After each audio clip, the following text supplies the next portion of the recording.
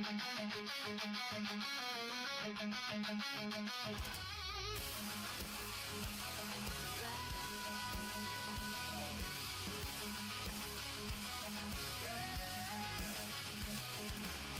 by iron, forged in flame, a warrior's soul etched in pain.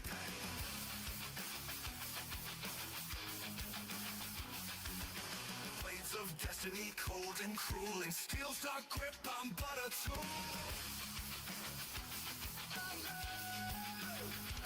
Cursed by steel, bloodless deep, chains of war that never sleep. Through battles lost, then legends told, this curse of iron takes its hold.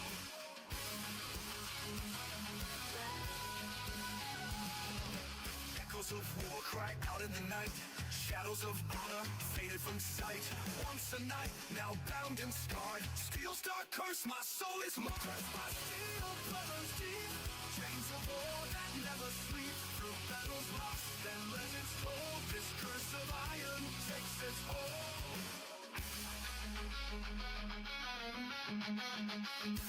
Echoes of war cry out in the night. Shadows of honor faded from sight. Once a knight, now bound and scarred. Steel's dark curse, my soul is marred. Cursed by steel, bloodless deep, chains of war that never sleep. Through battles lost, then legends told, this curse of iron takes its hold. Cursed by steel, bloodless deep, chains of war that never sleep. Through battles lost, then legends told, this curse of iron takes its hold. In gleaming armor, I bear this weight, bound to a fate I did not create. Forever marked, no path to heal. Forever bound, cursed by steel.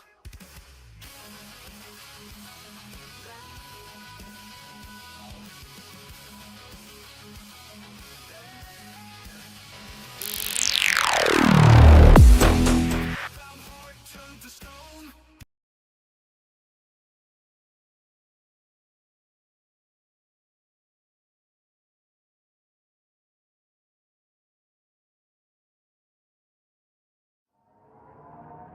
Brother, the best part about rock bottom is it's sturdy enough to build on. You finally get the chance to see who's there, who's not, and who never was. So you can honor those who stayed around long enough to watch you become who you knew you could be. It's only up from here. People want to think that people that are mentally strong don't struggle. No, you do struggle. You always struggle. Yeah. But you win every time. You make sure that you win every time. And you can win every time. But you gotta develop that ability to make yourself do the things you don't necessarily want to do, but you know you should. You severely underestimate yourself, my friend. I know you feel that. Because your soul, that thing that I was speaking of, is dying to come out. I need you to let it breathe, my friend. Let it live. Stop standing in the way of what was meant to be. Stop silencing the purest version of who you are and allow yourself to be immersed in whatever comes your way. That experience of life is a life that is meant to be lived. You are great, and you are more powerful than you know. Please, do not settle for less. You have everything that you need in this season to succeed. You truly do. You may not know what you need to do 5 steps from now, but every step that you take illuminates the path, illuminates the next step. Sometimes when I'm like just too deep in the mind, procrastinating, thinking too much, the best thing for me is just to get a momentum, get in motion. Let the magic reveal my next step, you understand? You will wake up at 70, 80, 90, 100, and you will regret the way you lived your only life. Regret is the great thing we should fear. And if you do not chase your dream, or you jump into the water, if you don't go for it.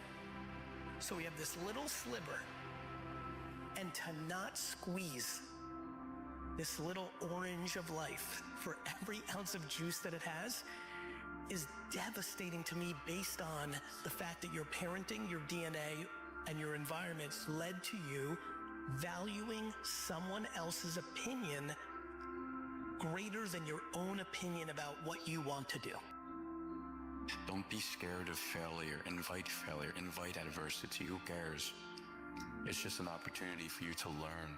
It's a step closer to you becoming the truest and purest version of who you are.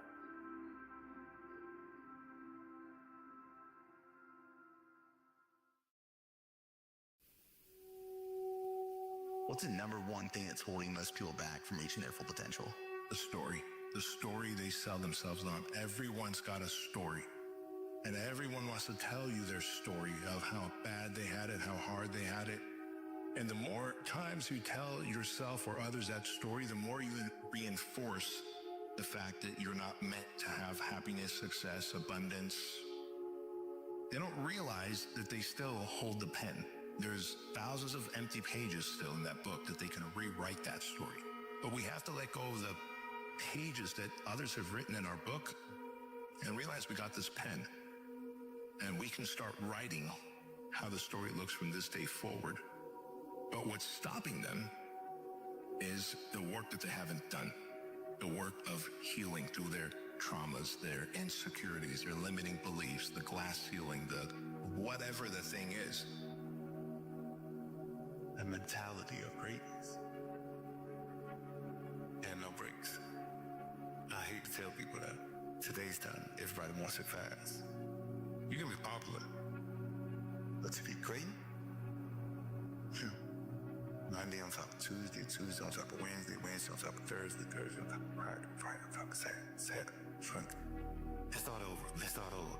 Let's start over. Let's start over. When nothing seems clear, trust that the fog is part of the journey. Man, the fog is part of the journey. So often when we're going down our paths and, there's a lot of fog around us and we can't see, we get so discouraged. We think something is wrong. We feel like the fog is negative. Oh my gosh, I can't see. Oh my gosh, I'm lost. I'm confused. I don't know what's going on. Whoa. Understand the fog is a part of the journey. It's teaching you how to trust. And what is it making you trust? It's helping you to trust in the one step right in front of you. Because whenever you're in fog, you can't see down the road, but you can see the one step in front of you. And you just got to keep trusting that if I keep taking that, even when I can't see, that eventually clarity will come. And you keep doing that, and eventually what happens, you gracefully move through that fog, and you step into that sunlight. You step into that clarity. And it's a beautiful thing. And all that came because you were able to understand that the fog is a part of the journey. Rather than seeing the fog and resorting back or staying stuck, because you had the right perspective of it, it allowed you to move through it and step into the light.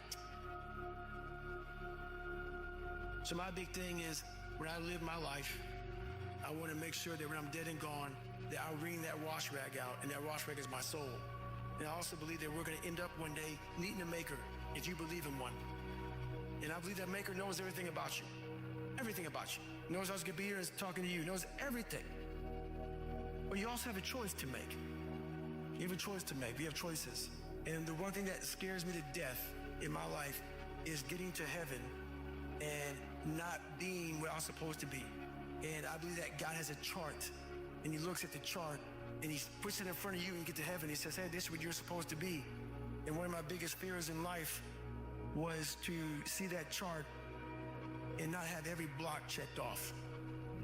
I want to make sure that I'm constantly pursuing whatever it is I'm pursuing, just to be the best I can, just constantly grinding myself into a fine powder. So don't give up, though the pace seems slow. You may succeed with another blow. Success is just failure turned inside out. It's a silver tint out the clouds of doubt. And you never can tell how close you are. It may be near, but it seems so far. So stick to the fight when you're hardest hit. It's when things seem worst that you must not quit. They said to me, well, how can you continue? Do you have the strength or the will or the enthusiasm myself? And I said, how can you ask this question? It is, if I abandon this project, I would be a man without dreams. And I don't want to live like that. I live my life, or I end my life with this project. It can't be done. This is why I try to tell you, anything and everything can be done if you can visualize it and if you believe in yourself. Let me tell you, you're going to find the naysayers in every turn that you make. Don't listen. Just visualize your goal, know exactly where you want to go. Trust yourself. Get out there and work like hell. And break some of the rules and never, ever be afraid of failure. Take full responsibility for what happens to you. It's one of the highest forms of human maturity. Accepting full responsibility. It's the day you know you've passed from childhood to adulthood. The day you accept full responsibility. I used to have that long list of reasons why I wasn't doing well. I used to blame the government.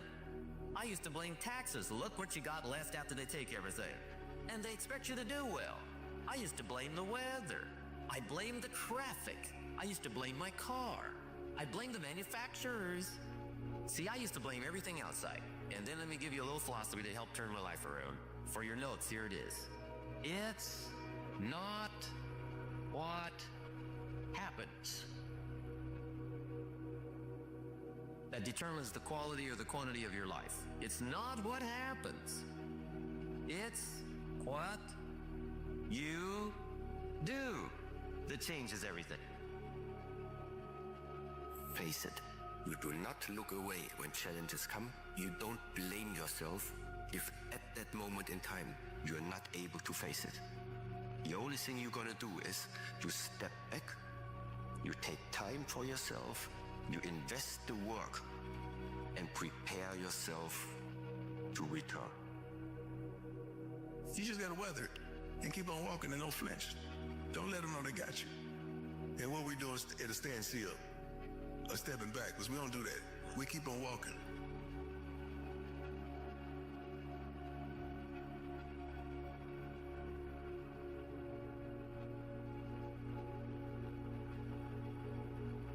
Anger is one of those emotions we're told to suppress, to control, to push down deep where no one can see it. Society teaches us that anger is destructive, unproductive, even shameful. But the truth is, anger is one of the most powerful forces you'll ever feel, if you know how to use it. Because anger, when left unchecked, can consume you. It can turn you bitter, vengeful, or paralyzed.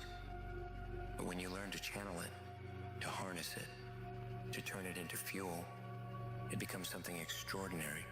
It becomes a tool, a driver, a force that pushes you toward action, toward change, toward the life you've been waiting to build. The question isn't whether you'll feel anger. You will. The question is, what will you do with it?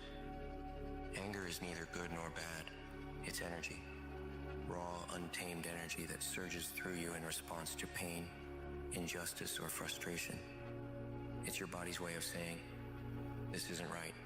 This needs to change. But anger has two paths. One path is destruction.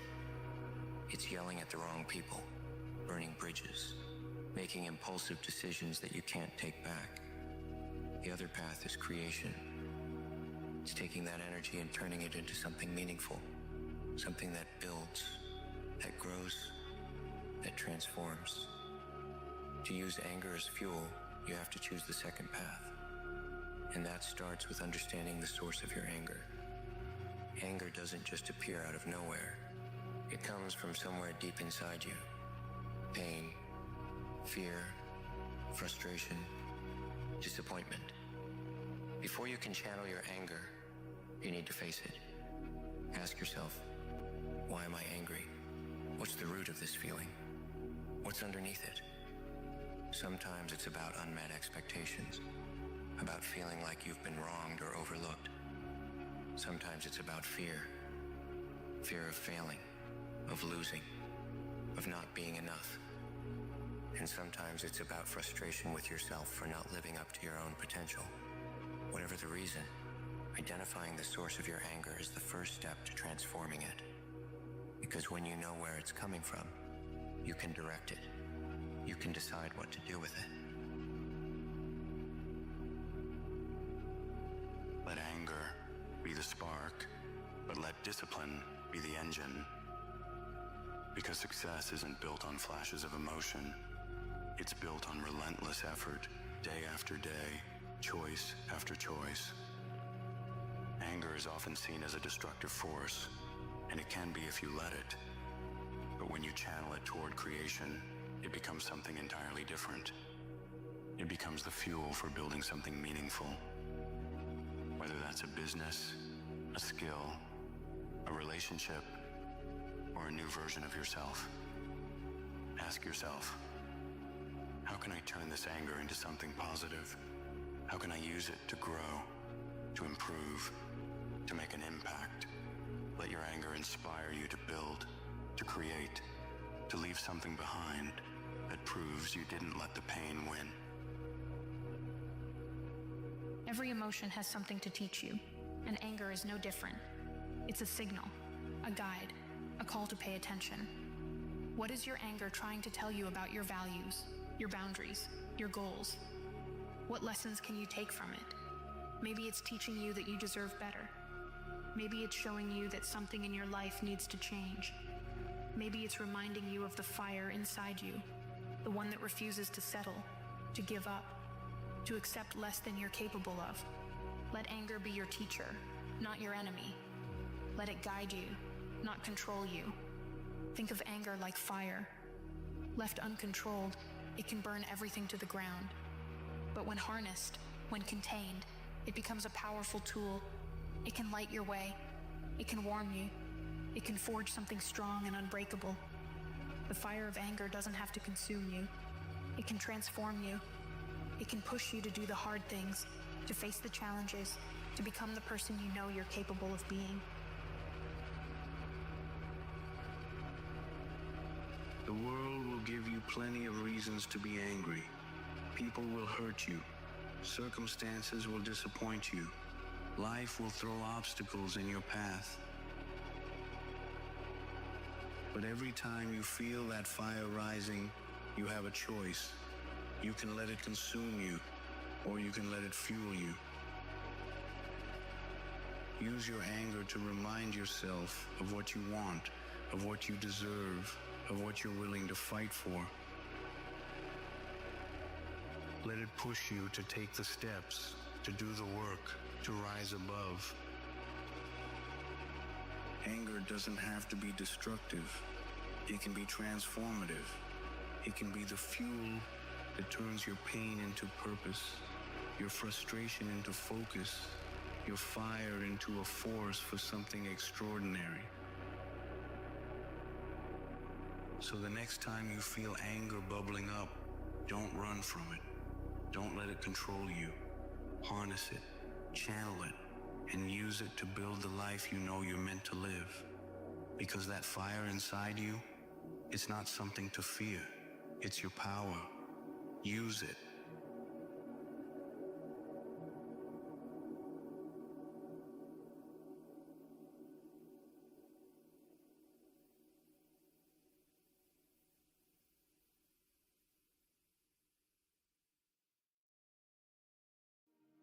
I love this question, which is, what would you do if you weren't afraid?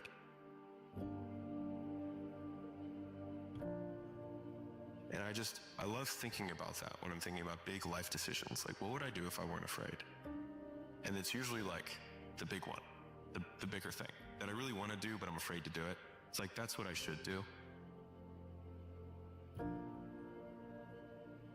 Man would not be man if his dreams did not exceed his grasp. How committed are you to really do something about your life? It's not knowledge which is the problem.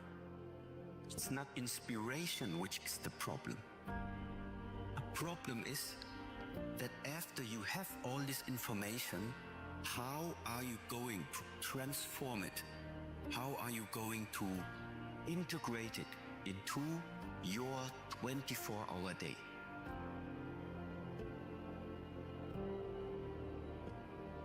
If you haven't gotten what you want, then you're not worthy of it, period. And that's okay. Now you can admit that you suck and improve. Better to know you're bad for a season than pretend you're good for a lifetime. Because you're not as good as you think you are. You're not struggling from imposter syndrome. You're a student and pretending to be a teacher. Understand what the struggle produces. So when you attack something, you realize when you're going through your hardest times and you tell yourself, wait a minute, I have to go through this because it's a part of the process. You have to do it. And you have to do it now. So stop thinking about it, stop dreaming about it, stop researching every aspect of it, start doing it. That is the first step to make it happen. Get after it, and get after it here and now. Reminder that if you want to be exceptional, you're going to be different from everyone else. That's what makes you exceptional. You can't fit in and also be exceptional. Both have discomfort. When you fit in, you have internal conflict because you're not being 100% you. When you're exceptional, you have external conflict because everyone sees you as different. Pick one. When your friends start to say, you've changed, remember it's because they don't know how to say, you've grown.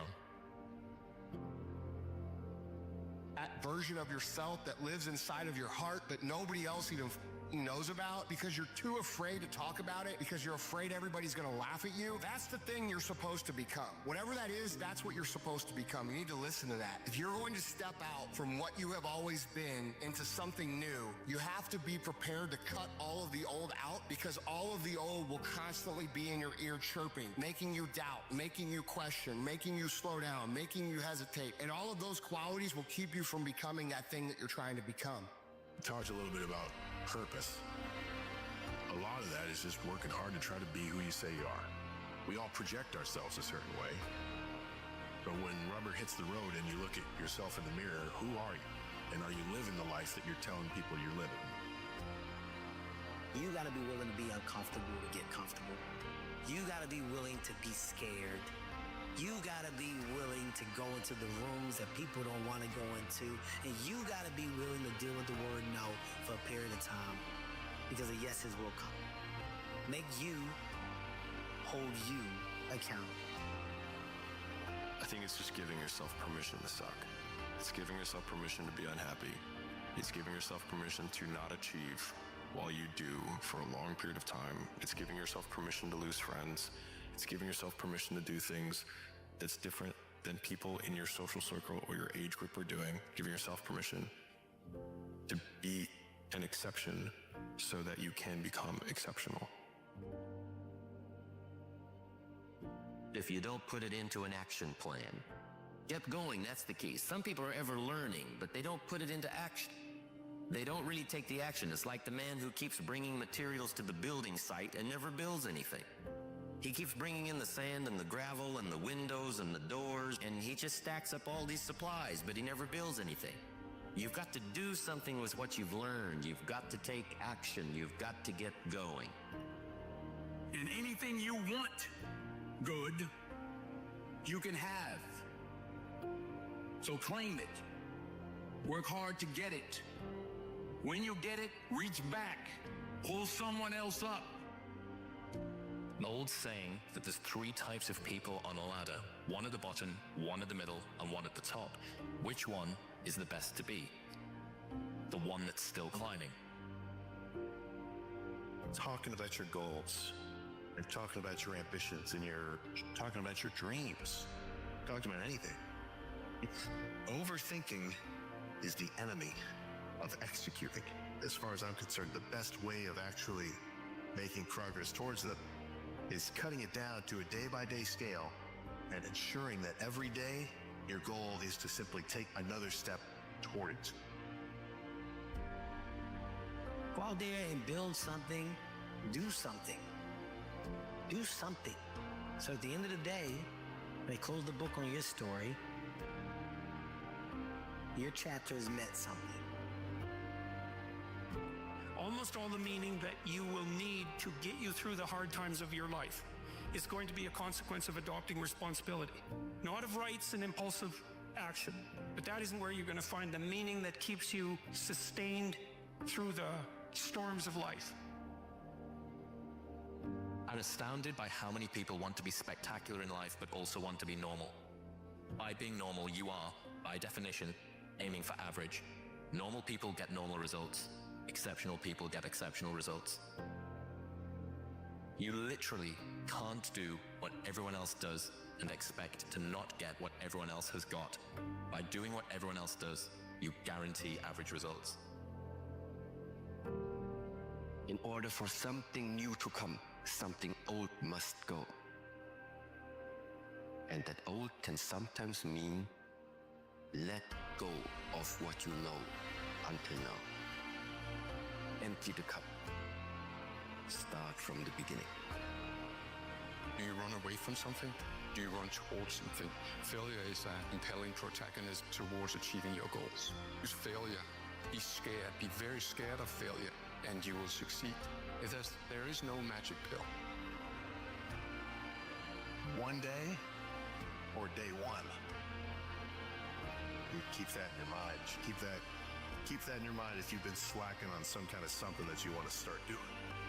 And that you know is going to be good for you if you do start. In your life, in any given moment, the strongest dream in that moment wins that moment. I am a very powerful dreamer. If you want to attract what you want, you've got to see yourself already with it. You've got to understand that you've already got it. Use your imagination. See yourself already in possession of the good you desire. That will flip your mind onto a specific frequency. It's on that frequency that good you desire is going to start coming towards you, and you will start moving toward it. You've got to see yourself now already with it. And know it's only a period of time until you moving toward it and it moving toward you, and you become one with it. Someone will save you, but it's you. Future you, the better you. The person that you've been waiting to become. You make up your mind to be defined by a vision of the future instead of the memories of the past. All you have to do is make a decision. And you just got to have a clear intent on what you want. And so learn, study, and then begin to dream or begin to build a model of what it could look like, and don't let go of it. And begin to experience the emotions of how you feel when it happens. The heart of confidence is action. It's the willingness to try. And all you need is to know that if you try, you're not going to die. You're just going to learn something. And when you learn something, it removes a little bit of the insecurity so that it makes it slightly easier to try again. Projecting yourself forward to see what are the consequences of failing, what are the consequences of stopping, is about as powerful of a motivation strategy as I can think of, you know? Because what you're doing is you're trying to optimize right now to stop the discomfort, but what you're going to pay for that in is shame, guilt, and regret long term. So what you need to be able to do is bundle all of that up that is as yet unfelt, but will last for way, way, way longer. You know, the future is much longer than now. That's right. The future is going to extend out up until the day that you die. And the now is just for now. And you get to look back. And do you look back with pride and glory? Or do you look back with shame and guilt? And you don't feel like doing something, like you do it anyway. You do it because you have to, and you have to do it for your future self. You know, you have to look back. You have to look at yourself in 5, 6, 7 years and be the person that you would want to look back and be proud of, because now what you're doing your future self a favor. This isn't a game. This is your life. Wake up. It's time to make your life into a highlight reel. You're the main character, not anybody else. Stop thinking this world is against you. You're in control. You get to choose what happens next. The wait is over, because the time is now. You go higher, you go even more alone. Why? Because nobody is willing anymore to invest their energy in going higher, because it's becoming more difficult. They say, oh, it's already okay here. Why you still want to move up there? The air is getting thinner over there. So that means along this way, the higher you want to go, the more likely you're gonna walk alone. This is the next thing.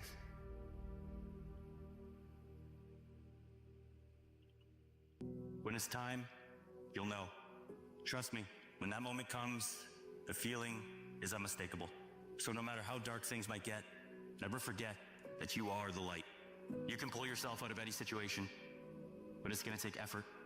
It's gonna take putting in the work when no one's watching or even cheering you on. Stop looking outside yourself to conquer that voice within. You have what it takes. Now go make it happen. Tell you, the moment you truly decide to commit to self-mastery, to becoming your 2.0 self, to really elevating to the highest version of yourself, you will lose 99% of your friends. And the reason for that is you will scare them because they will not understand why you're so committed to self-development, self-actualization, becoming a better human. You won't have things in common anymore, right? Because if you are trying to transcend to self-mastery, to develop as a better human, and so in your process, in your journey of self-development, you will lose 99% of your friends. Pretty soon you win. Pretty soon you're a buckaroo. If you have the courage and the heart and the dedication and the mindset about everybody can go fuck themselves. Most important question to ask yourself is what pain are you willing to endure in your life, rather than what pleasure do you want? So whatever pursuit it is that you're going through, whatever challenges are placed in front of you, realize that there is value in stepping outside of their comfort, but on the other side of discomfort is something valuable. We're told that worthwhile things are difficult to attain, because if they weren't difficult to attain, they wouldn't be worthwhile. And really ask yourself that question. What is it essentially that you are looking for living this life? How much of where you want to go did you achieve already? And also, are you actually still finding yourself on the way to wherever you wanted to go? If you're not being defined by a vision of the future, then you are left with the memories of your past and you'll be predictable in your life. If you're not creating anything new, that means you're believing in your past more than you're believing in your future. So then if the person is living in anger, impatience, resentment, frustration, and they're holding the intention of their future, they're waiting for their success to feel abundance or empowerment. They're waiting for their new relationship to feel love. Well, that's the old model of reality of cause and effect, waiting for something outside to change how we feel inside. And if you're living in that lack and you know that you're creating your future, you're creating more lack. And if you're reacting to the people and conditions in your life that are all known to you, then your thoughts and feelings are equal to everything that you know. You keep creating the same life.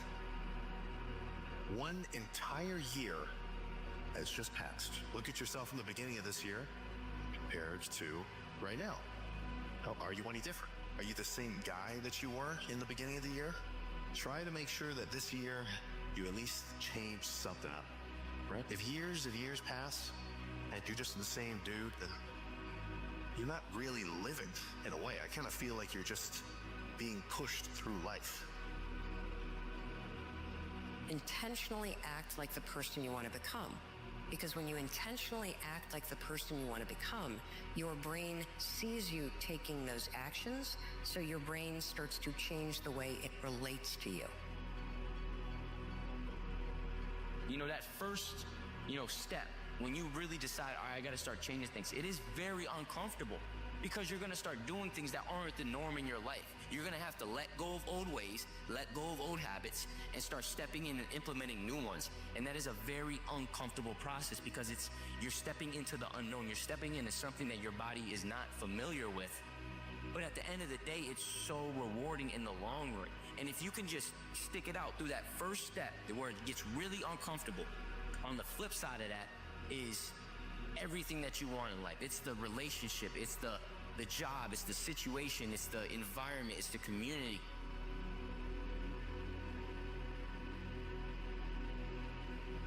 Don't resent tough times. When life hands you adversity, it's not to expose how weak and vulnerable you are. It's to push you to become more resourceful, and show you that you're capable of making it through what once felt impossible. Your battles are intended to build your character, not destroy your spirit. There is growth in your struggle, so just keep pushing. With our thoughts, we create the world. That means there is something powerful about you. If you are disciplined, if you do the proper things, if you stay determined, stop the laziness, chances are very high that many of the goals that you're setting to yourself will become true.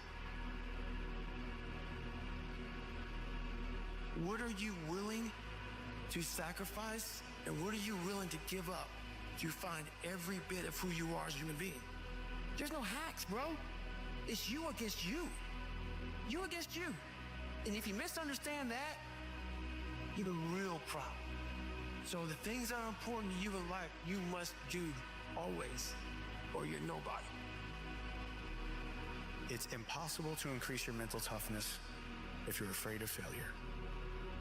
It's impossible to increase mental toughness if you don't get outside of your comfort zone. It's impossible to increase mental toughness if you don't do hard things.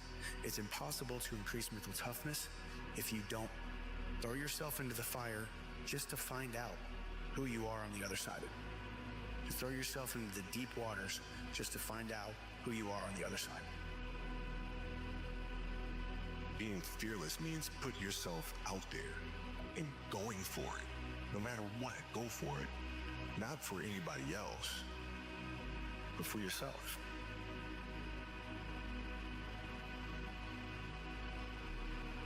Never say you can't do it. Say, I haven't done it yet.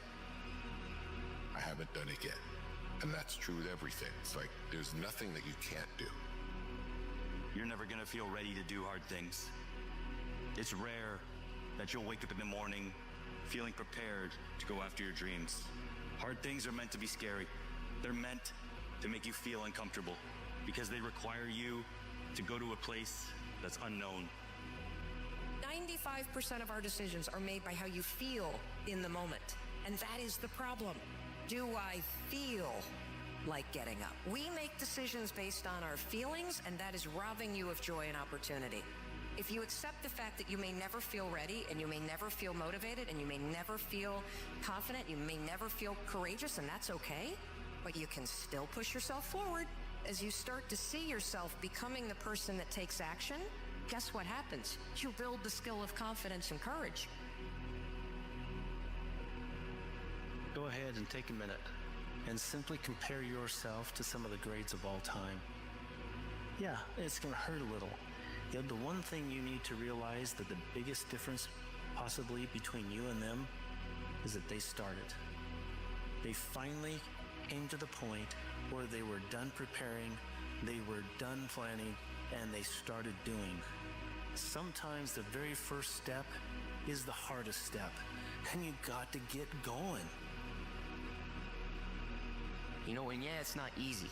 But if it was easy, everyone would do it. And there's a reason why few people reach their potential in life. There is a reason for it, because it is not an easy road. It is not an easy path to go on. And you have to make sacrifices. You got to be willing to lock in. You got to be willing to remove distractions. And no, it's not going to be perfect. Yes, you will make mistakes in the journey. But when you're locked in and you're driven, you get right back on track. You have to find yourself now. You have to find out who you are. And it's going to take effort, man. I hate to tell you that because I know it's probably going to be hard sometimes to, stay motivated or stay moving if you get those thoughts in your head. But you can do it. You think everybody else is going to die, not you. You kind of consciously know it, but you live like you got time. I'll get around to being happy. I'll get around to making it happen. I'll get around. Once things are in place, then I'm really going to dial it in. Once this stuff gets good with my kids, then I'm going forward in business. Once I get a bunch of money, then I'll work on myself. Then I'll deal with this thing that's bothering me. You don't think you're going to die. Begin with the end in mind. That's true in life. Who do you want to be in the end? What do you want to see? Where do you want to go? What do you want to felt? Who do you want to help? What do you want to achieve? What legacy do you want to live, if any? How about your faith, your money? And you're going to worry about what people think? You're gonna worry about the things you're scared of? This is your life.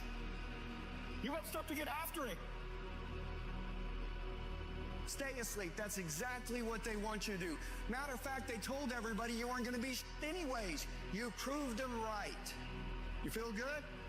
The last 30 seconds of your life, you're going to regret it.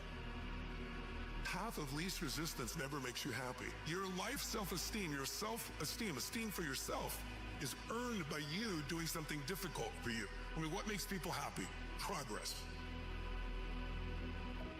No amount of planning. There is no perfect plan. Never has been, never will. There will be roadblocks. There will be detours. There will be problems. Yet in the doing is how you become the best version of yourself. I urge you to start. I urge you to take the first step. That first step may even be simply writing it down, whatever it is that you want, and then going into action. Don't half-ass it. Don't half-ass it. Well, that never goes out of style, does it? I mean, think about it. If you're gonna do something, if you've chosen to do something, whatever it is, easy, hard, if you give it your all And you don't half-ass it. win, lose, draw, get what you want, don't get what you want, whatever the outcome is, if you don't half-ass it, at least you're not gonna have to wonder, oh, would the outcome have been different? What if I did give it my all? And boy, wondering that is what keeps us up at night. Fear is never reaching your potential. That's it. That always falling short, always quitting before you're done, always procrastinating, always not doing the right thing. And then one day you're an old man and you look back and go, God, I could have been great. And you're going to look up, these days going to keep going by. So do you let the days go by and look up and you done wasted a year doing what? Or do you just pick it up? All right. Gotta figure it out, made some mistakes, life goes on. Become the person who cannot quit. Become the person who can say no to the things that they know they're supposed to say no to. Become the person who makes the right decision regardless of the circumstances, regardless of the hardships, regardless of the pain, regardless of the frustration. If you become that person, you have no limits in your life. There is no stopping that person. And that is the only way to become who it is you truly want to be. Hope you chase those dreams with a burning desire. With a burning desire, and through all the fire, and through all the flame, and through all the pain, I hope that you find happiness deep in your heart. I wish nothing but prosperity and abundance in your life. Much love. If you're choosing pleasure over purpose, you are struggling in life. And you've always got to put purpose first. And you may not know what your purpose is. I can tell you this. I want to find my purpose. And I have to remind him that purpose is not something that is lost, and therefore you're not just going to find it.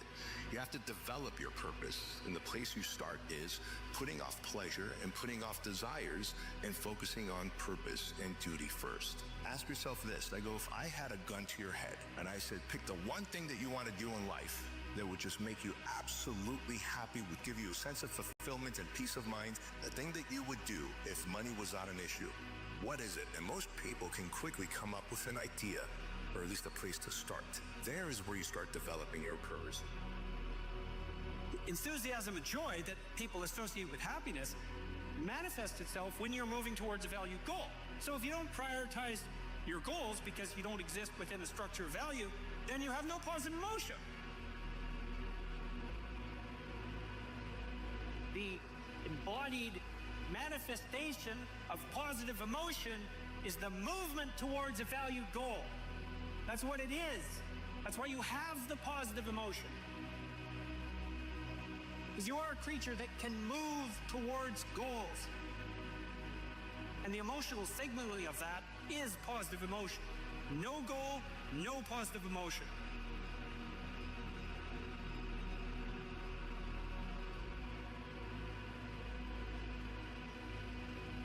See, a lot of people have an idea or dream and they give up on it.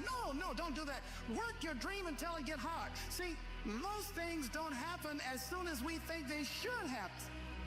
The messenger of misery might drop in on you and say hello. Murphy's Law might come by and thump you on the head. Any number of things can happen to interrupt your flow. It's okay. Don't take it personal. Just acknowledge what's going on is called life and keep on working on your dream. Continue to keep on knocking, because this is your life. This is what you love. This is your passion. I'm not going to give them the pleasure of them seeing me fail. I'm not going to give them the pleasure of them seeing me stop. I'm not going to give them the pleasure of them seeing me quit. I'm going to allow that thing to build me. That adversity is going to work for me, not work against me. That setback is going to work for me, not work against me. That hurdle is going to work for me, not work against me.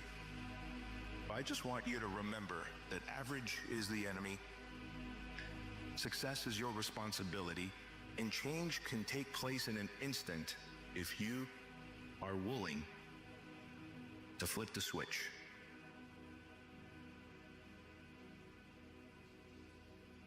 With that motivation, go forward into the fray, into the storm, into the heat of the battle.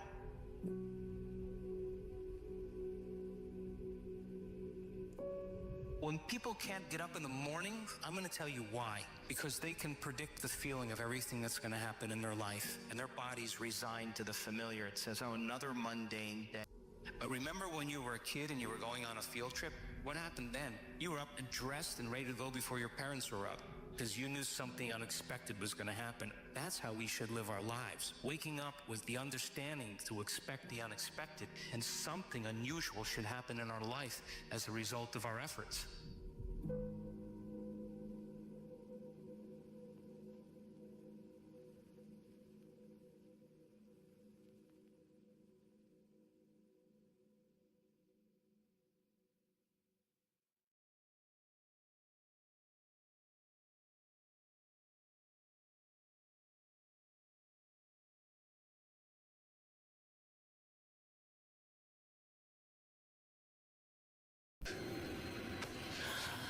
I love a gift.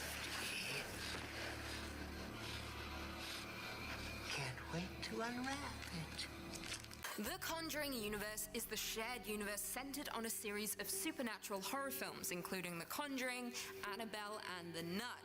The films present a dramatization of the supposed real-life cases of Ed and Lorraine Warren, paranormal investigators and authors associated with prominent cases of hauntings around the world. I mean, we're all familiar with them here on Top 5 Scary Videos. Love them or hate them, we can't help but talk about them. Some of these hauntings resulted in the couple encountering some truly terrifying demons and entities. So today on Top 5 Scary Videos, I'm going to be counting down our list of the top 5 scary demons in the Conjuring universe. Before we begin though, be sure to stick around until the end of the video where I'll be responding to some of your comments. And with that, let's jump in. Also a heads up, a lot of these demons are the same demon in different disguises, because surprisingly there's not 5 separate demons in the Conjuring universe. So forgive me for that, let's all move on. Coming in at number 5, we have the Ferryman. The Ferryman is an antagonist in the Conjuring franchise, specifically appearing in the 2019 film Annabelle Comes Home. Directed by Gary Doberman, the movie follows Judy and her babysitter, who are left alone in their house after her parents, Ed and Lorraine Warren, leave to investigate a case. However, an unexpected guest sets Annabelle free, unleashing demonic activity in the house. Now, some backstory to this new character. The Ferryman was first investigated by demonologists Ed and Lorraine Warren after the death of a young girl by its hands. They interviewed those affected by the demon, who told them that the Ferryman demanded a toll, or else it would take the souls of the departed. Ed and Lorraine were able to collect coins from corpses that were cursed by the entity, and had them blessed and locked away in their museum. However, in Annabelle Comes Home, things take a turn for the worse when the Warren's daughter accidentally sets the demon loose, drawing energy and bringing the Ferryman and other spirits to its aid. And honestly, the Ferryman is just downright terrifying. Coming in at number 4, Annabelle. Annabelle the doll, or more specifically, the Annabelle demon, is the secondary antagonist of the Conjuring franchise and also serves as the main antagonist of Annabelle, Annabelle Creation, and Annabelle Comes Home. This is a powerful demonic entity that, despite being able to exist independent, frequently latches onto a porcelain doll to torment those who own it. It is also one of the artifacts taken by Ed and Lorraine Warren during one of their cases. Annabelle is actually considered to be their most dangerous and haunted item, and has a habit of moving around unseen. According to the films, it is said that the doll first became possessed after a 7-year-old girl named Annabelle Higgins died from an intended murder. Although she is said to possess the spirit of an actual girl, many demonologists think that it is, in fact, more of an evil spirit than a demon. Annabelle is unbelievably scary, but what is worse is the demon that follows it around. Now, its true demonic form was portrayed by Joseph Becerra, who also portrayed Bathsheba, someone we're going to discuss a little later on. Outside of the Conjuring universe, Annabelle is also mentioned in The Curse of La Llorona. When Ana Tate Garcia goes to ask advice from Father Perez on how to rid her family of La Llorona's curse, he explains that he previously did not believe in the supernatural until he had a run-in with a doll. The movie then flashes back to Annabelle's attack on him. So is The Curse of La Llorona also in the Conjuring universe? That's my question. Am I late to the game? Does everyone know this? I don't know, I don't care. Jumping in at number 5, we have Belial. Belial, whose name in Hebrew literally translates to worthless or yokeless, was canonized as the leader of the Sons of Darkness in the Dead Sea Scrolls. If you didn't know, the Dead Sea Scrolls are an ancient Jewish text discovered in 1947, which are believed to have been written before 400 BC and refer to a wide host of demonic beings. Seriously, it's spooky how much they name drop them. In these scrolls, Belial is described as both the King of Evil and the Prince of Darkness, which has led many to believe that Belial is a pseudonym of the devil himself. Belial is also known as the Lord of Lies and the Master of Deceit.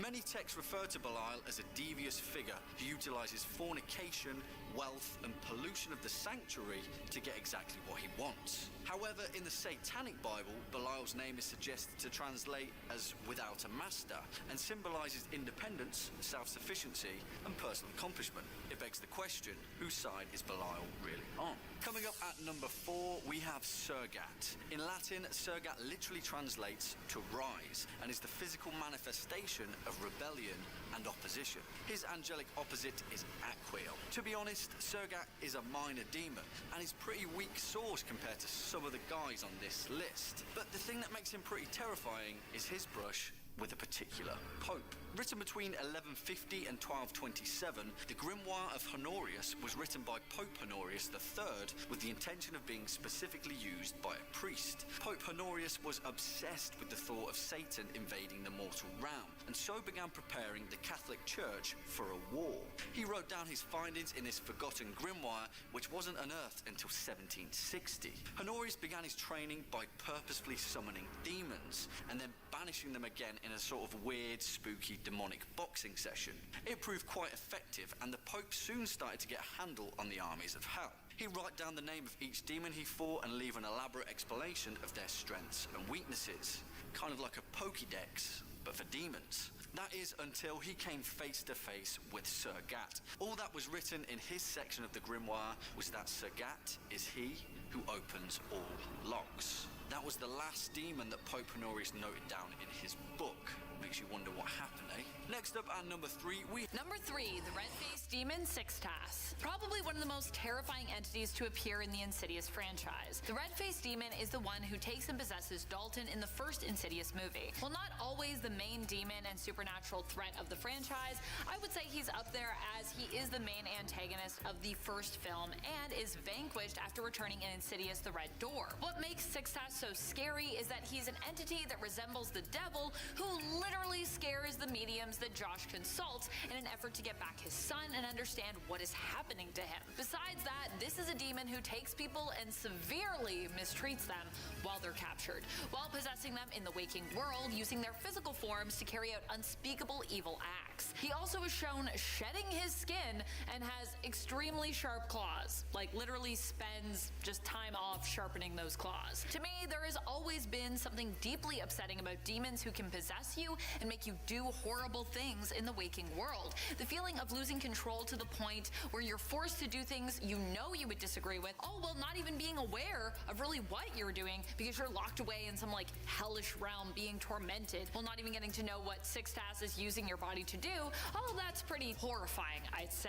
I have never been a fan of possession when it comes to horror movies. I don't like possession in real life, but in movies, I'm like, that's terrifying. I don't really understand why Sixtas comes and takes people so that they can move into the real world through them, but like many demons out there, it probably has to do with the fact that they want to feel greater than they are. They enjoy causing harm to others and feeling like they exist on the physical plane. It gives them a sense of control. I feel like many demons, like people, just want to be seen, and so they kind of lash out. But then again, demons like Sixtas are also frightening because, unlike people, they can't really be like reasoned with. Ed and Lorraine could even end up taken by Sixtas themselves if they attempted to come after the demon for the harm they had caused the Lamberts. In Insidious, it seems like no one really wants to have to deal with this demon, even those that are tasked with the job of doing so as experts, which I get. I don't think I'd even be able to accept or consider a job like that. It's honestly so frightening. Number 2, Beleth, a king of Down Under. No, not Australia, you comedians. Hell. Out of today's entire list, he probably commands the most demons out of anybody. Ready for this? 85 leagues. Personally, I wouldn't be able to handle that kind of responsibility. I'm barely able to command my own life as it is. He tends to go by a couple of different names, though, such as Belet, Beleth, Byleth, and Billeth. Very fond of alliteration, I see. When summoned, he originally appears as a terrifying dark knight on a horse. He is accompanied by a cacophony of music and presents himself as scary as possible to test the conjurer. If the summoner is not deemed courageous, yeah, you're in for a lot of problems. Also, and once again, do not summon demons, but if he decides you are strong enough, he'll be kind to you, but only if the conjurer is holding a hazel wand and draws the summoning triangle to the south, to the east, and upwards. He's also pretty judgy, so if you look like a slob, all bets are off. While summoning him, one must wear a silver ring on the middle finger of the left hand to protect themselves from his fire-breathing abilities. Speaking of that fiery stuff, his overall abilities include the capability to throw fireballs and hellish explosions from his hands and mouth that can incinerate angels and can create large crimson fire dragon heads, which on impact can incinerate or explode any opponent. Oh, the pyromaniacs out there want more. Who am I to deny? So Beleth has tried his dang best to emulate holy fire and couldn't recreate it perfectly, but has instead created a light yellow fire that manifests itself from the tendrils in the hands and forearms that pierce and burn any target, but keep a soul trapped in black crystals made with the ash that he can keep as a souvenir. Oh, and he can release needles from his hands with the same effects. By the way,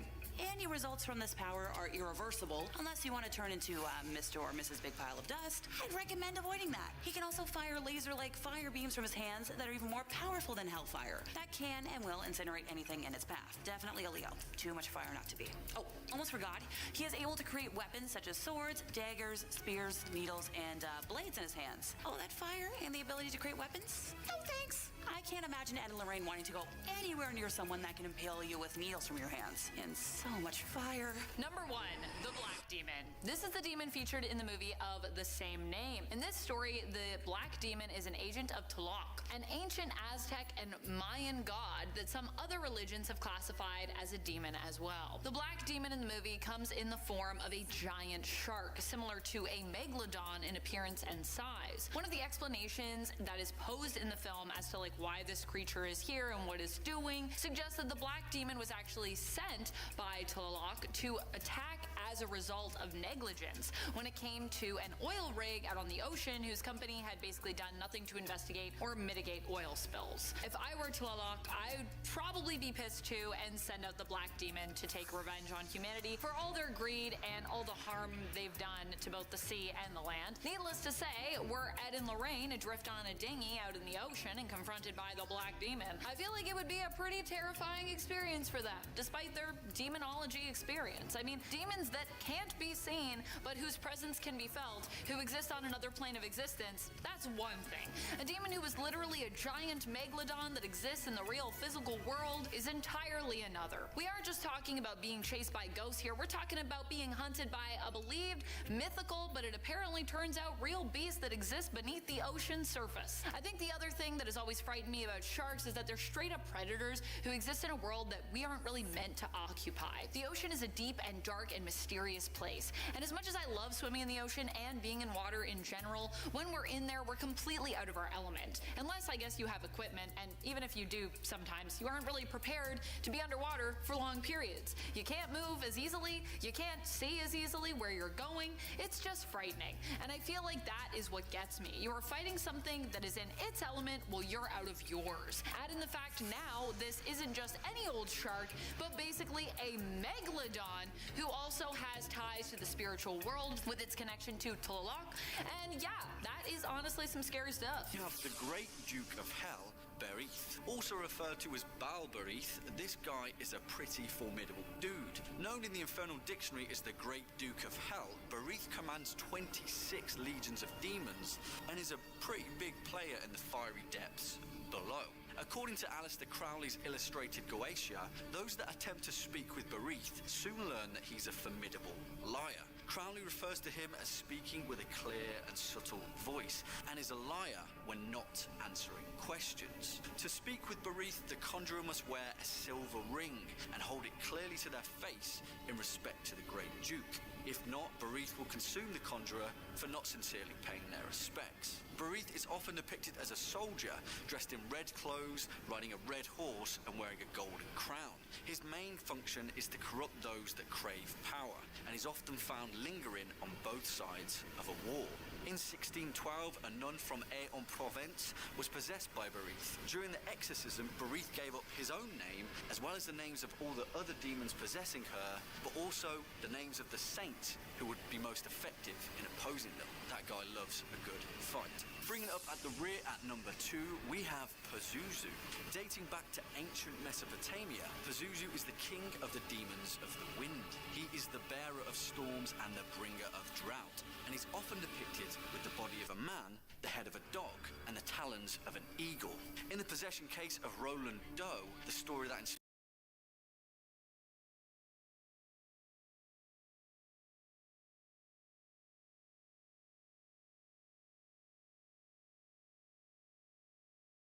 A saucer-shaped object zips past a cruise ship, too fast to be a drone, and strange enough to get a classified briefing from the House Intelligence Committee. Just what did this man in Mexico spot floating in the sky? It's not a bird, a plane, or a UFO.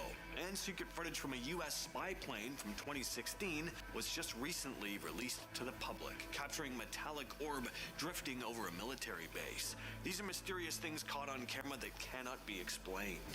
Back in May, a live webcam aimed at a cruise ship docked off the coast of Cozumel near Cancun, Mexico, caught this saucer-shaped object zip right across the screen. Now, at first, it's easy to miss, but when the footage is slowed down, you see this shiny, dark, metallic, disc-looking thing flying way too fast to be a bird, drone, or a bug. Whatever it was, it didn't behave like a normal bug or aircraft. It just shot past the lens. Actually, it moves so fast that it kind of looks like it suddenly appears and then disappears rather than flying off. There's been a rise in UFO sightings lately, especially after 2024. Strange lights have been spotted in the skies over New Jersey and other states. The Pentagon claimed it was all just drones or planes, but if that's the case, why did the House Intelligence Committee have a classified briefing about it? As journalist Nick Pope put it, one question people should be asking is why the House Intelligence Committee briefing was classified.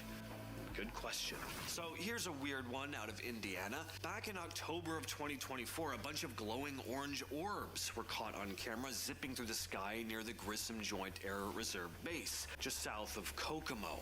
There were 6 or more of these things flying in formation, hovering, flickering, and then just vanishing into thin air. People on the ground were totally freaked out. One person filming said, "I think those are UFOs, and I really don't feel comfortable going to sleep tonight." Same. if I saw that. Well, the footage showed the lights darting across the sky, but it wasn't just people on the ground who noticed. One witness checked the Doppler radar, which is normally used by weather stations to track storms, and they noticed a giant rectangular shape with what looked like a vapor shockwave trailing behind it. A vapor shockwave is a trail that forms when something moves super fast through the air, usually at or near the speed of sound. According to them, this thing was approximately 20 miles in length. Like, what even is that? Now, skeptics jumped in. Alejandro Rojas from Enigma Labs said it looked like military flares because the lights lit up and faded in succession, which is apparently how flares behave. He said the telltale signs are the lights being in a row and lighting up and disappearing in succession. Still, this wasn't an isolated event. Just a few months earlier, there were similar UFO reports near military bases in Virginia. The Air Force didn't say a word about it. All right, so let's talk about the Mosul Orb.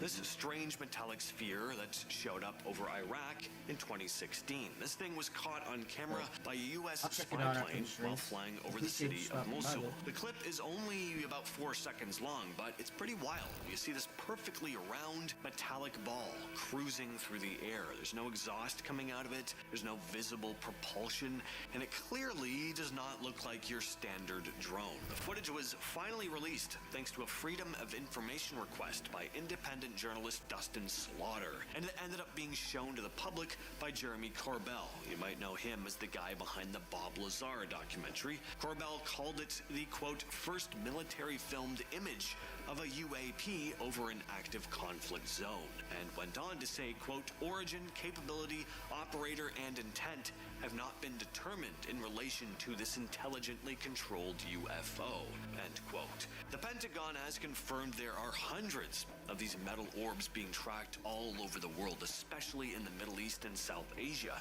Some were spotted hovering, others just flying off at insane speeds. One witness even described a 1,000-foot wide silver disc floating above the four corners in the U.S. Even if only half of this stuff is legit, it's no wonder Corbell said it's time for, quote, full declassification and open scientific analysis.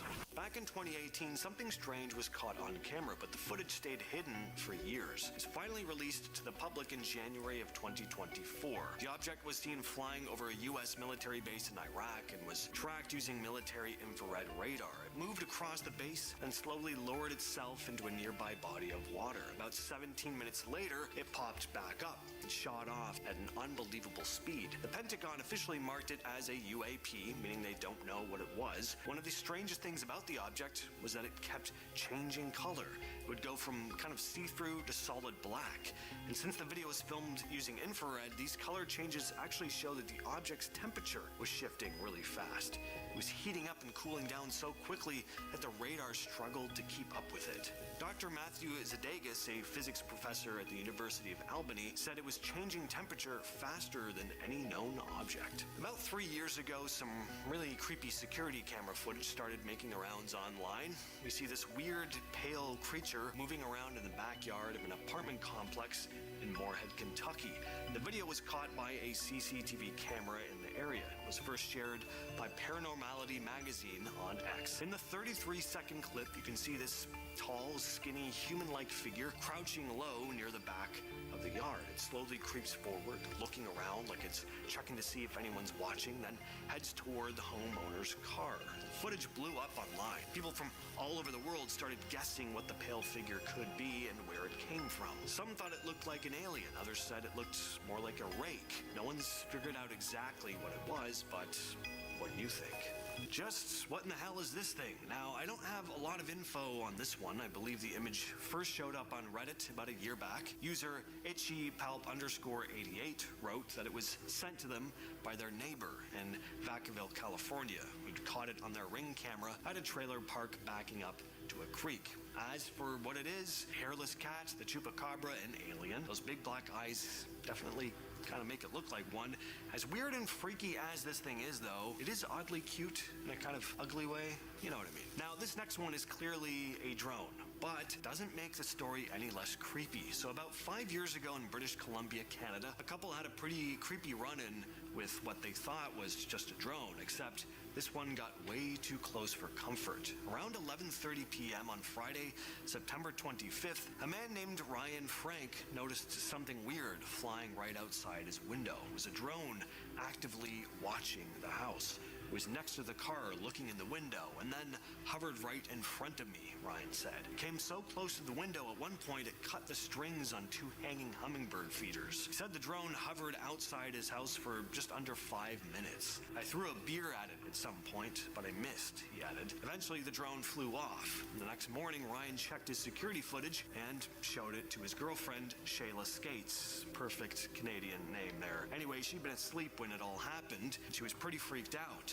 I feel violated, she said. Who knows what this person was recording of me? How many times this drone has been recording my house, me, my child? Turns out this wasn't an isolated thing. When Shayla posted about it on Facebook, at least half a dozen people commented saying they'd seen similar drones snooping around homes in the area. In fact, just the year before, a woman named Dominique Embury had her own weird encounter. On December 18th of 2019, Dominique saw a small black drone hovering outside her window. Her security footage showed it carefully circling their cars, flying right up to their license plates, then sitting there watching her in the living room for almost 2 minutes before finally flying away. Ryan said the drone he saw was about 12 inches wide and 12 inches deep, with 4 propellers, a battery pack, and a camera strapped to it. This footage was released by the AARO, the All-Domain Anomaly Resolution Office, a group inside the U.S. Department of Defense that's specifically in charge of looking into UAPs. The clip was made public during a U.S. Senate hearing and has been part of their official investigation records. It was captured by an MQ-9 Reaper drone, which is a high-tech surveillance drone usually used by the military for tracking and reconnaissance. Clearly, we can see a small, round object flying across the frame. The AARO has confirmed they still don't know what the thing is. They've officially labeled it as a genuine UAP. They also said it's not the first time they've caught orbs like this on camera. There have been other sightings of similar objects, but so far, no one's been able to explain what they are or where they come from. The internet has connected the world in ways we never thought possible, but hidden in all those forums, videos, and strange websites are mysteries that no one has ever solved. Some are chilling, others are just plain weird, and all of them leave behind more questions than answers. Today we're diving into the creepiest internet mysteries that still keep people awake at night. It all started with a black image posted on an anonymous message board in 2012. Hidden inside the image was a coded message that kicked off one of the most complex internet puzzles ever created. The group behind it called themselves Cicada 3301. Their challenges included cryptography, literature, obscure references to art, and clues hidden physically across the world in places like Poland and South Korea. People who solved parts of the puzzle were allegedly recruited for something top secret, but nobody knows by who. Was it a government agency, a hacker collective, a cult? To this day, no one has revealed the truth about Cicada 3301, and new puzzles have appeared sporadically only to disappear again. In 2009, a Reddit user named Religion of Peace died, and when people went to his profile, they noticed strange coded messages hidden in his posts. These messages referred to something called Lake City Quiet Pills. It seemed to be instructions for carrying out covert operations. Some claimed it was a secret network of mercenaries coordinating through Reddit posts. Others believed it was just an elaborate hoax, but what made it creepier was that the user's obituary confirmed the man was a military veteran with experience in weapons. No one has ever confirmed what Lake City Quiet Pills really was, though. In 2015, a YouTuber named Obscure Horror Corner uploaded videos claiming to show footage of a hidden deep web called Sad Satan. The game looked like a broken, creepy maze filled with disturbing images, cryptic audio, and random jump scares, but what made people question it was the claim that the original game contained explicit and horrifying content, including references to real crimes. No one has ever found the original version of Sad Satan, and the creator of the video knows later admitted he modified files himself, but that just made the mystery worse. Was there a real disturbing game on the dark web, or was it all staged? On November 22nd, 1987, Chicago television stations were hijacked by a person wearing a Max Headroom mask. During the broadcast interruption, the figure spoke in distorted audio, made strange comments, and was even spanked with a fly swatter. It lasted less than 2 minutes, but it became one of the most infamous cases of broadcast intrusion. The FBI investigated, but to this day, no one knows who pulled it off or why they did it. Even though it's decades old, the mystery remains one of the creepiest unsolved hacks of all time. Back in 1996, a Usenet user started noticing bizarre messages flooding the boards. They were filled with random nonsensical words like Markovian parallax denigrate. For years, people assumed it was just spam, but when researchers looked deeper, they found patterns that suggested it could have been a code. Some believe it was an early form of cryptography, others think it was a failed AI experiment, and some even suspect foreign intelligence. Whatever it was, though, the strange phrase has never been explained, and it remains one of the internet's earliest mysteries. Imagine opening Reddit and stumbling on a subreddit that looks like nothing but walls of random numbers and letters. That was A858, a long-running internet puzzle that began in 2011. Every day, an account with the name A858DE45F56D9BC9 posted long strings of characters. Sometimes it was hexadecimal, sometimes base 64. To most people, it looks like gibberish, but to a growing community of programmers and cryptographers, it became a bit of an obsession. For years, users tried to crack the codes. A few posts seemed to contain coordinates or odd bits of relevant information, but the majority was just undeciphered. Theories exploded. Maybe it was a recruitment test for a secret cryptography firm. Maybe it was some kind of strange advertising stunt or a massive social experiment. But then in 2016, a user named Team W appeared and claimed to represent the A858 project. Their announcement stunned everyone. A858, they said, was part of a company-funded project. The company had cut funding, so the whole thing was being shut down. They admitted it was essentially a failed venture, but they never revealed the real purpose or who was behind it. Even with that explanation, thousands of posts remain completely unsolved. The subreddit has gone quiet, leaving behind one of Reddit's weirdest unsolved mysteries. Number 5. The last hike. Dalen Kaloa went missing during a hike on the infamous Haiku Stairs, also known as the Stairway to Heaven. Ironically enough, on the morning of February 27th, 2015, Dalen told his family that he planned to hike this dangerous, illegal trail.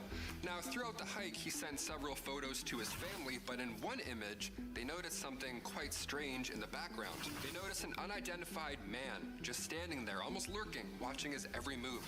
Dalen never returned, and despite extensive searches, he was never found. So now, of course, his family is seeking the public's help to identify this man in the background of the photo, believing, of course, that he might hold vital information that could lead to Dalen's whereabouts. This haunting mystery remains unsolved, leaving many to wonder, could this unidentified man provide the key to uncovering what happened that day? Or even worse, was this man responsible? Number 4. Battleground Ghost. In 1862, 3 major battles were fought in what now is the Maryland section of the Appalachian Trail. Now, the sheer number of casualties in these battles, of course, create an eerie atmosphere, with many soldiers losing their lives on that land. Today, hikers report seeing ghostly soldiers, strange campfires, and even hearing cannon blasts echoing in the distance, almost as if the spirits of the fallen soldiers are still present. Now, one haunting site is near the farm of Daniel Wise. Visitors to the area have claimed to see ghostly figures wandering the land, adding to the chilling history of this part of the trail. This photo here was taken in May 2015 in that exact same spot. Do you believe this is a ghost from a civil battle? Comment down below. What do you think this is? Number 3, Halloween Ghost. Captured, of course, on Halloween Day 2023, this eerie image shows what appears to be a ghostly figure, a ghostly white figure clinging onto an old tree. Now, the form is faint, almost human, Not quite, but almost there. And it's blurred, and the low quality makes it seem like it's drifting between this world and another. It raises the question, could it be a simple trick of light with the sun casting strange shadows through the branches? Perfectly explainable? Or is this someone or something who has quietly been watching from the shadows all along, only now revealing itself to those who look closely? This looks a lot like something I saw when I was younger. I always wondered if I saw a ghost or if I was just seeing things. Now I'm starting to think it's the former. Number 2, headless deer. Like something straight out of a dark fairy tale, this image captures a deer that, well, seems to be missing its head, doesn't it? Wandering the forest with an eerie sense of purpose. Perhaps, where's my head? Maybe that's a good purpose, trying to find that. Its disembodied form stirs an unsettling feeling, as if it's lost, aimlessly drifting through the woods, haunting anyone who crosses its path. Now, I know this is most likely an illusion, but the way the deer is angled, I'll be honest, I really can't see how its head can be positioned in order for this to happen. Imagine seeing this on your trail cam one morning. Ugh, I would be sick. And finally, number 1, Mount St. Helens. On May 18th, 1980, David A. Johnston, a dedicated volcanologist, stood over Mount St. Helens, aware of the growing signs of unrest. Now, given the date of this photo, you can probably guess what happens next. This was 13 hours before the devastating eruption, and he made his last transmission over the radio. He said, "Vancouver, Vancouver, this is it." And he was not wrong. Those haunting words echoed into silence as the volcano did erupt, sending ash and destruction all across the landscape. Now, despite extensive search efforts, David's remains were never found, except for this photo, which of course leaves behind a chilling reminder of nature's unpredictable power and the sacrifices made, all in the name of science. A girl gets dragged under her bed, and later her mom finds a doll under there. It seems to breathe. A vintage doll in a bar keeps setting off motion. First a stool falls over, and then the doll itself shifts on camera. And a man opens a cabinet full of dolls after hearing it rattle, and one of them starts moving on its own, right after a creepy whisper says evil. These are haunted dolls caught on camera. This unsettling set of videos comes from a woman named Haley Moore. She has a collection of rather realistic-looking dolls. Well, one night her daughter was playing in her room, and the security camera caught this. So the lullaby the girl was just singing to herself starts playing out loud from somewhere. The girl gets out of bed to see what's going on. She looks under there, and then this happens. Something starts to drag her underneath. Luckily, mom hears the screaming and comes in to get her. She posted the clip to TikTok, and people had a lot of questions. A lot of them wanted Haley to film under the bed, so she posted this next video. So one of her dolls is laying under the bed. Not only was she not expecting it to be under there, but the thing moves, almost like it's letting out a breath. She later explained that the doll has no mechanical components. It's just a stuffed doll with plastic. TikToker My Name is Ricky Bobby's been having an issue with a creepy vintage doll. This video was shared back in June. He wrote in the description, "This was recorded on my bar's surveillance camera. No one was there." Bar stool just randomly falling over on its own is freaky enough, but this isn't the only time he's captured something odd with the doll on camera. So unfortunately, we don't see what made him grab the camera and start filming initially, but then this happens. Now, could this just be a case of gravity doing the work and the doll just kind of slightly shifting position? I mean, sure, but taking the bar stool falling over into account too, hey, does make you wonder. This video was uploaded to the YouTube channel World Paranormal. Bobby Bars said he was just hanging out watching a movie when he started to hear his cabinet door moving, as if something was pulling on it from the inside. He opens the cabinet, revealing a small doll collection inside. Then he starts talking to the dolls, which are supposedly haunted. Now, listen closely to the clips we're gonna play here. Can you hear a voice whisper evil as he opens the cabinet door? And then see if you can hear footsteps in this next clip.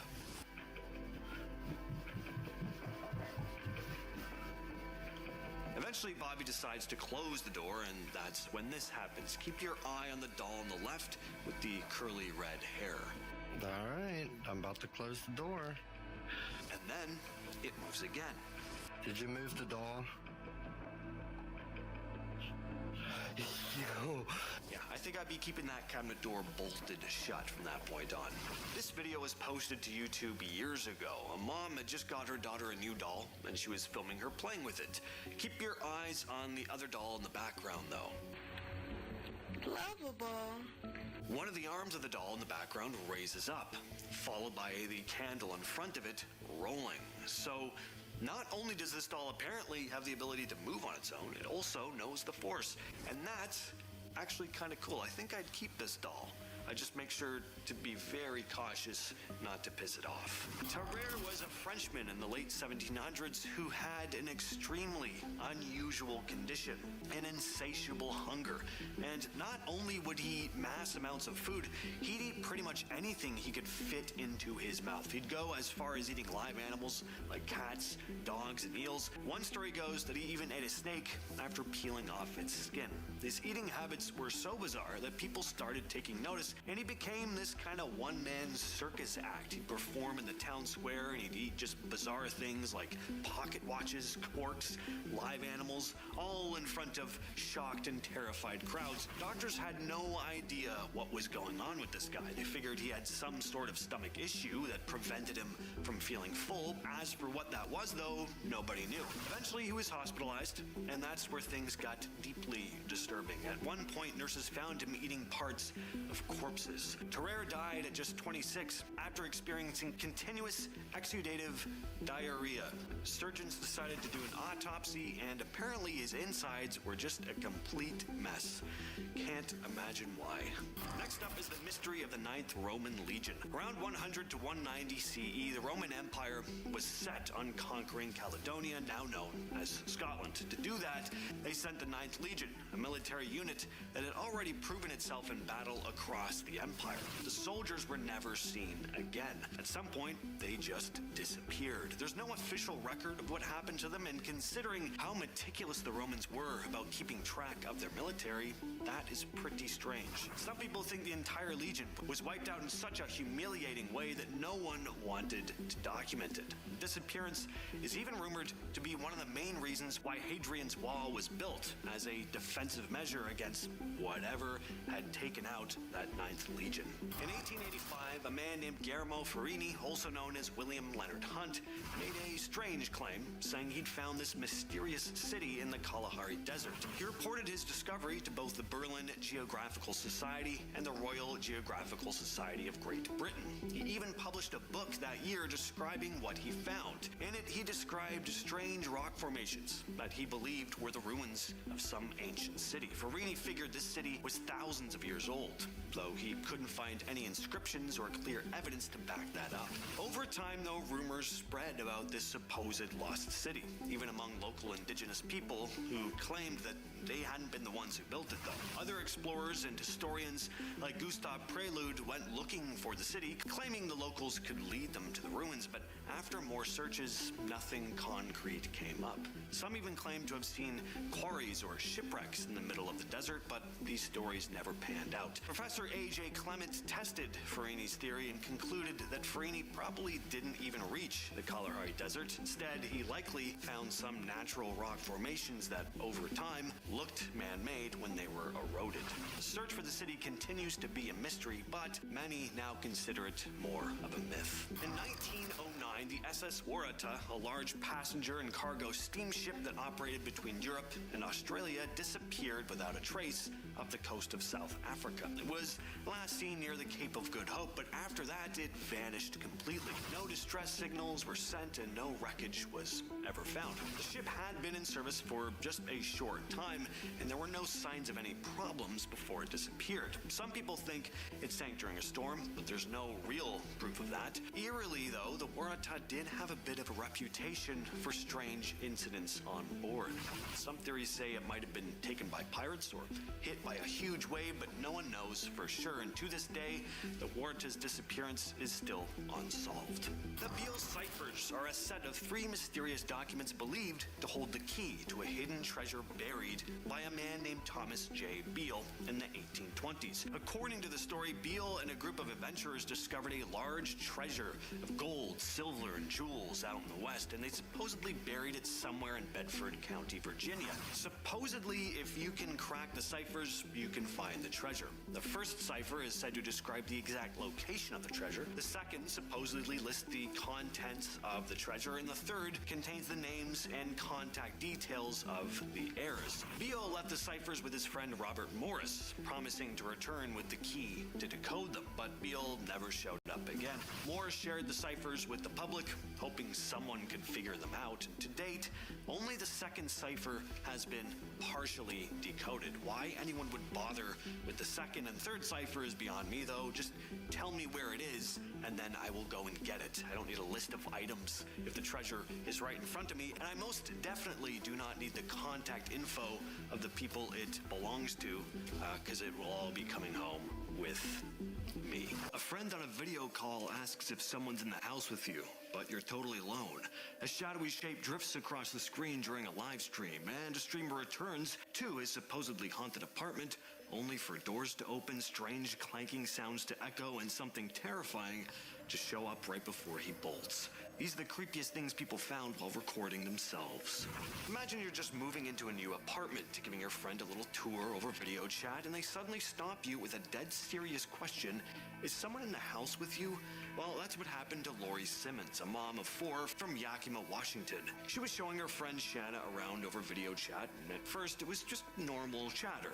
Then Shanna's face froze, and she asked who else was there. Lori told her she was alone, but Shanna swore she saw something lurking in the background. Lori later said, "I live alone, but I instantly looked around because it was so weird the way she said it, and it really frightened me." She looked pretty shocked and told me to watch my video again, so I watched it, and my heart jumped into my throat. I couldn't believe what I was seeing. It was so scary. It sent chills down my spine, end quote. Shanna described it like a kid following Lori through the rooms, saying, "I saw this thing peek around the corner at me as if to see if I was still talking. I've watched this video probably 1,000 times and it still creeps me out." Lori was so shaken she spent the night at her daughter's place and only went back after having the apartment blessed. And just to add another layer of creep factor to this story, her building was built in 1935, right next to an old nursing home and a hospital dating back to the 1800s. Next up is a really creepy one that comes from a live stream posted by J-Rob on YouTube. Everything starts off completely normal. It's just a group of guys hanging out over stream, but then things take a turn. Here's a crop in on Christie's camera. Take a look at this. I say you just build off of those people. Was that a ghost? I love the reaction there. Is that a ghost?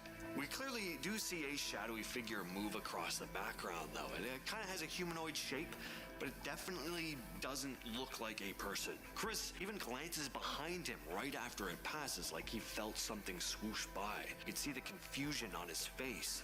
Watching their reactions as they replay it is almost as unnerving as the figure itself. I mean, they're pretty shooken up about this. Now, sure, webcams can glitch, I guess, especially in low light. Sometimes shadows will play tricks on you, but this one does feel different. Chris clearly reacted to it in real time, not just in the playback. Someone or something was in that room with him. This next streamer was petrified when strange stuff started going on in his apartment live on camera. In 2017, Rubies was on stream talking about how unexplained things had been happening at his apartment. He'd been sleeping at a friend's place for a bit because he was too scared to go back home, but folks in the chat wanted to see what was going on for themselves, so he agreed to stream from his supposedly haunted apartment. It did not go well. Or maybe it did, depending on how you look at it. Rubies was clearly shaken throughout. He did not want to be there, especially alone. So when a door behind him opened on its own, he was not looking forward to checking it out. But he did. He looked behind the door only to see that nothing was there. And then this happened.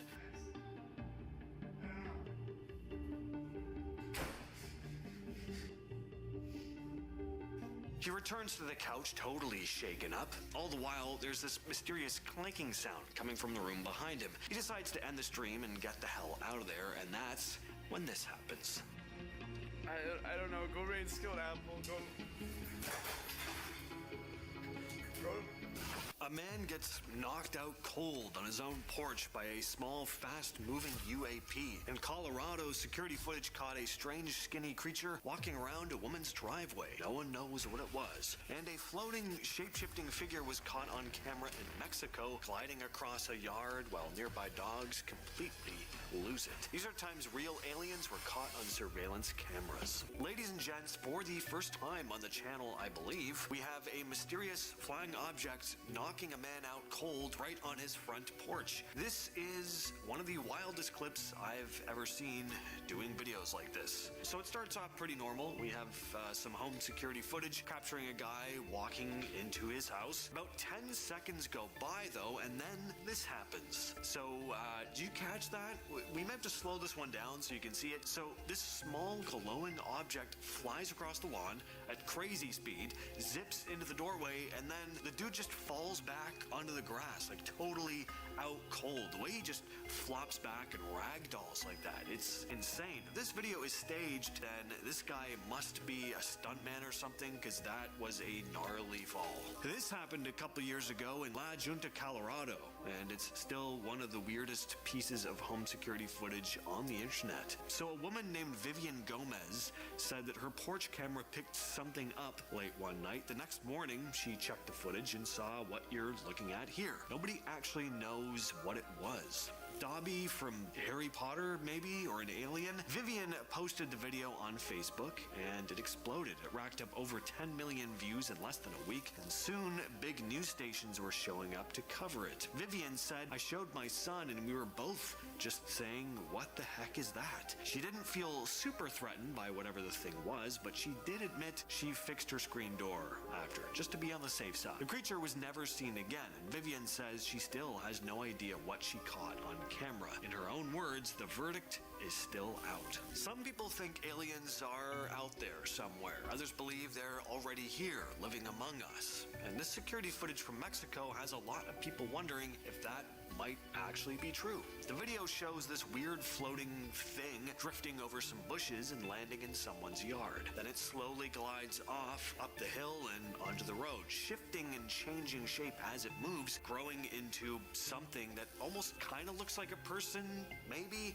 Now, normally you'd think this was just a trick of the camera or some cheap editing, but here's the part that really got people talking. The dogs in the yard saw the whole thing. They absolutely freaked out, barking at it, then just standing there utterly confused. The video blew up on Twitter, or X, and a lot of people in the comments seemed convinced. Nobody's been able to explain what this thing is. Whatever it was, though, it definitely shook those dogs. This one's pretty wild. The security camera in Ojai, California caught what looks like a glowing thing hovering right in front of the lens, and just a few minutes later, a glowing orb shoots up into the sky. The footage was shot using infrared, which means even if the UFO was using some kind of cloaking, the camera would have still picked it up. According to Scott C. Waring, a well-known UFO enthusiast and blogger who runs the site UFO Sightings Daily, according to him, the UFO took off into the distance right before sunrise, almost like it was trying to leave before anyone could see it in daylight. The person who captured the video said it happened sometime between 3 and 3:30 a.m. It started with a huge bright flash of light coming from a dried-out riverbed across from their house, a place with no power lines, no street lights, and no electricity nearby.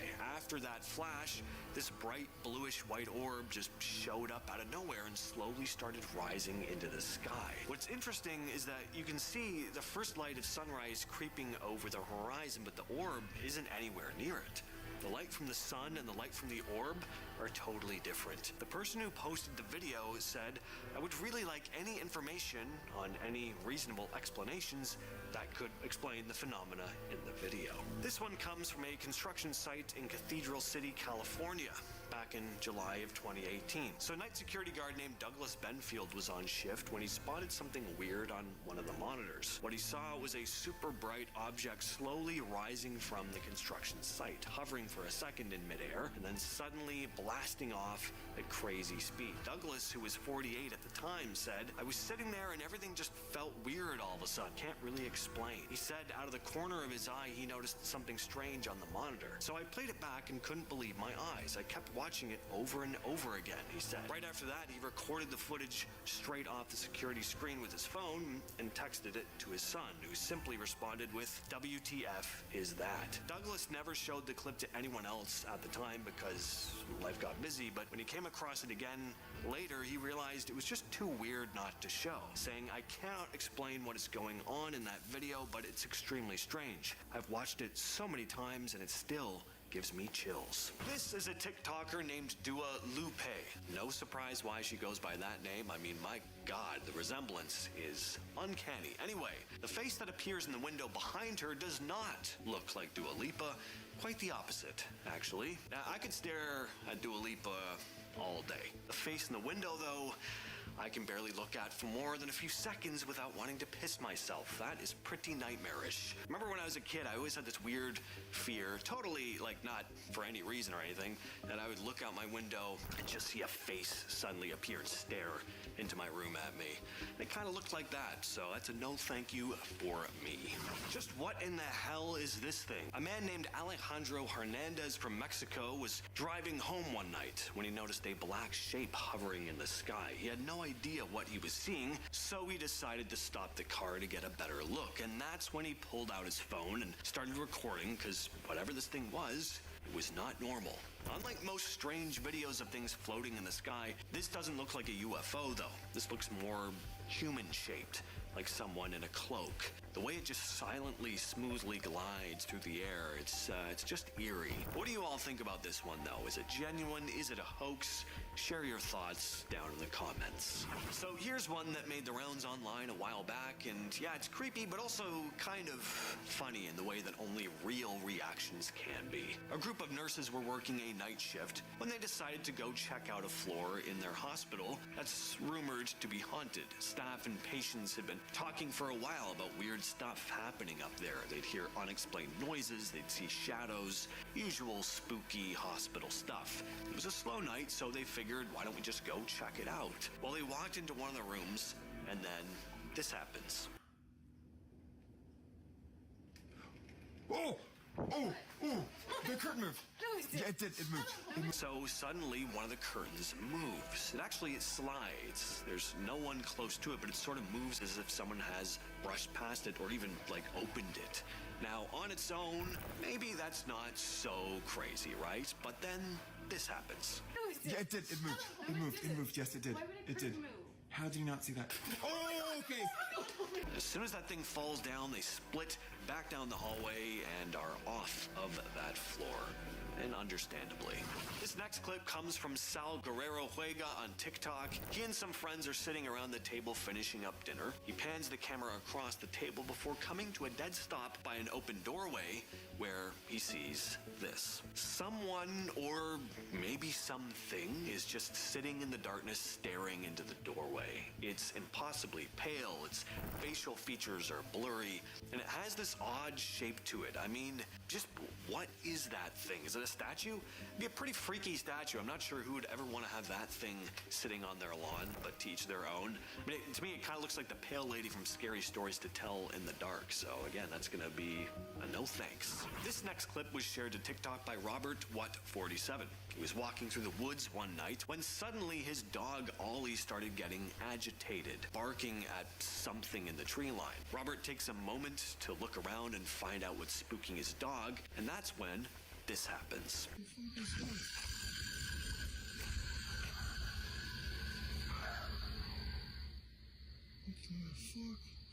So not only was the screeching sound freaky, but notice what looked like glowing orange eyes peeking out from the brush. Takes him a couple moments to collect himself after hearing and seeing that, but then he wisely decides to get the hell out of there. In June of 2009, a man calling himself Peter Bergman checked into the Sligo City Hotel in Ireland. He said he was from Austria and gave a Vienna address, but later, police found that that address didn't exist. Over the next few days, security footage showed him walking around the city carrying a purple plastic bag that he kept disposing of in different places, always out of the camera's view. It looked like he was deliberately trying not to be seen getting rid of whatever was inside the bag. Then on June 16th, his body was found on Ross's Point Beach. He was wearing swimming trunks with underwear over them and a t-shirt tucked in. There was no ID, no wallet, no money. Every label on his clothing had been cut off. Police couldn't find anything to identify him.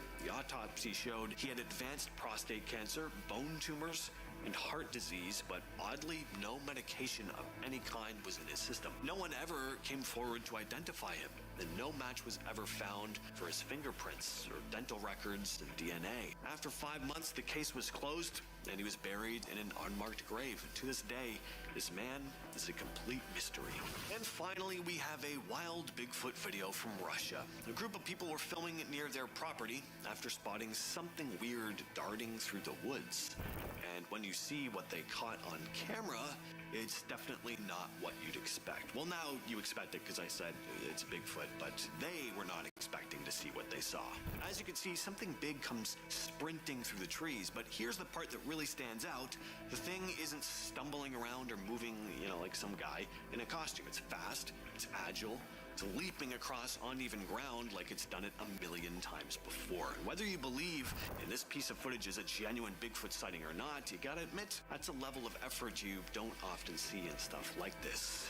That's why this clip keeps popping up in Sasquatch forums and YouTube breakdowns. I'm not saying I'm a full-on believer, but I can't lie, I've watched this one more than a few times. These trail camera images serve as a chilling reminder that the woods hide secrets, some of which might never fully be understood. Whether they capture strange creatures, restless spirits, or mere tricks of light, each one carries a sense of mystery that's quite hard to shake. Here are unexplained mysteries caught on trail cameras that still haunt scientists. Number 10, alien caught on camera.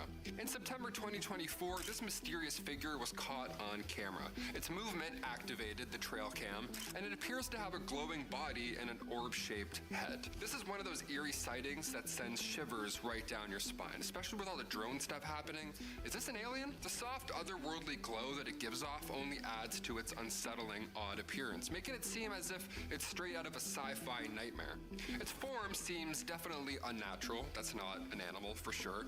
Now, some say it is an optical illusion, possibly lens flare or strange reflection off the lens, making it appear far larger than it actually is. Yet the way the light plays around its figure leaves many wondering, could it be something we can't explain, or is it just another trick of the eye? Either way, the mysterious nature of this alien image still holds a creepy allure, leaving you to wonder if there's something more out there.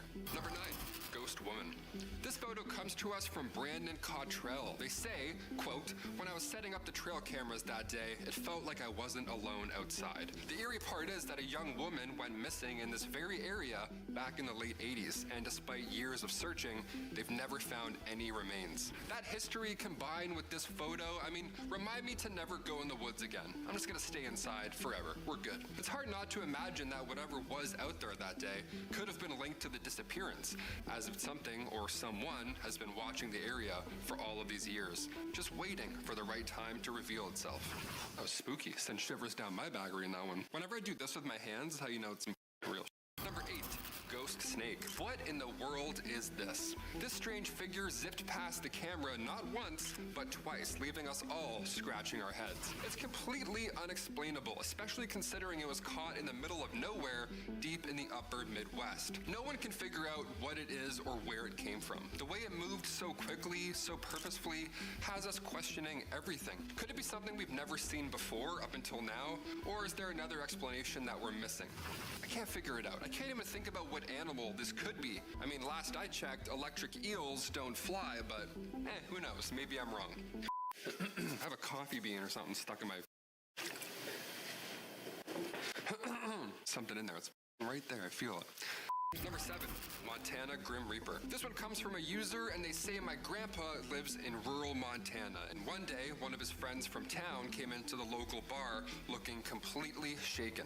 So my grandpa then said that he was in a state of shock almost. His face was as pale as a ghost. He was reluctant to show the photos at first, worried that people might think that he was losing his mind. I mean, more than fair. He owns a big piece of land and has trail cameras set up to track wildlife. That part's not weird. But when he went through the footage, that's when he found something quite odd. My grandpa's wife sent the photos to a nearby university for analysis, and to their surprise, the professor couldn't explain what they were looking at. So what do you think this is? Or who? Any ideas on what could be lurking? What are your best theories? Comment down below. Number 6, Chain Man. This user anonymously posted this photo online with an eerie backstory. They say, my uncle set up a trail cam at my old grandparents' house, which is now abandoned. Abandoned, that's the key word here.